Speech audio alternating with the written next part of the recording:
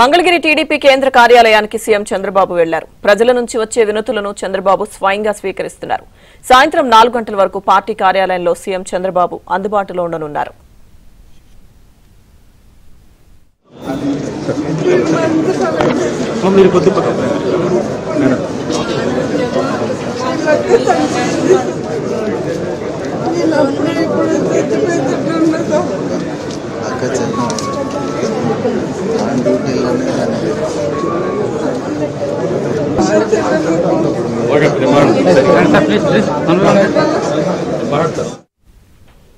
మరోవైపు ముఖేష్ అంబానీ కుమారుడు వివాహ వేడుకలకు చంద్రబాబు ముంబైకి వెళ్లనున్నారు.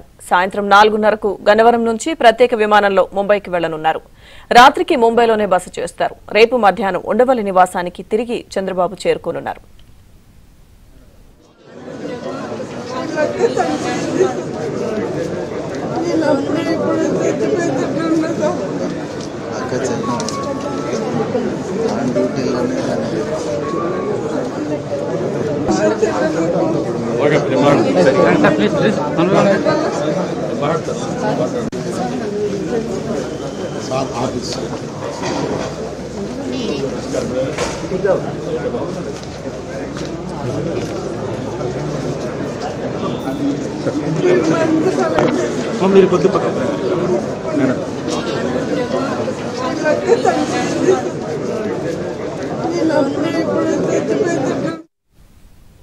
మంగళగిరి టీడీపీ కేంద్ర కార్యాలయానికి సీఎం చంద్రబాబు వెళ్లారు. ప్రజల నుంచి వచ్చే వినతులను చంద్రబాబు స్వయంగా స్వీకరిస్తున్నారు. సాయంత్రం 4 గంటల వరకు పార్టీ కార్యాలయంలోనే సీఎం చంద్రబాబు అందుబాటులో ఉండనున్నారు.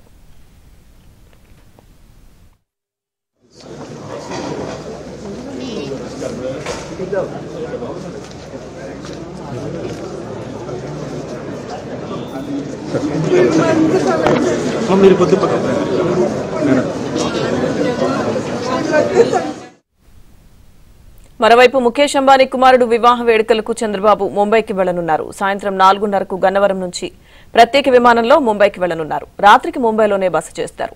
ఇక రేపు మధ్యాహ్నం ఉండవల్లి నివాసానికి తిరిగి చంద్రబాబు చేరుకోనున్నారు. చంద్రబాబు స్కెడ్యూల్ కి సంబంధించిన పూర్తి అప్డేట్స్ మా ప్రతినిధి సత్య లైవ్ లో అందిస్తారు.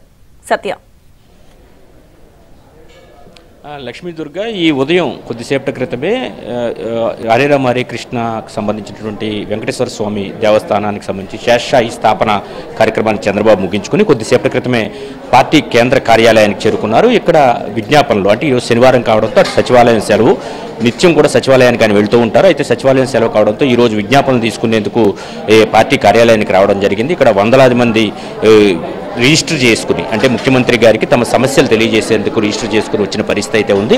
కాబట్టి పార్టీ కార్యాలయంలో ఒక రకంగా గ్రీవెన్స్ అయితే ఏర్పాటు చేశారు. ఈ గ్రీవెన్స్లో వారి సమస్యలన్నీ కూడా ఒకదాని తర్వాత ఒకటి పరిష్కరించేందుకు ప్రయత్నం చేస్తున్నారు.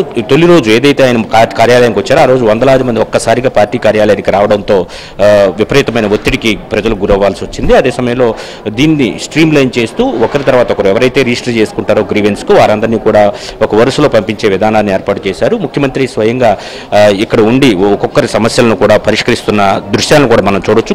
కొద్దిసేపటి క్రితం మనకి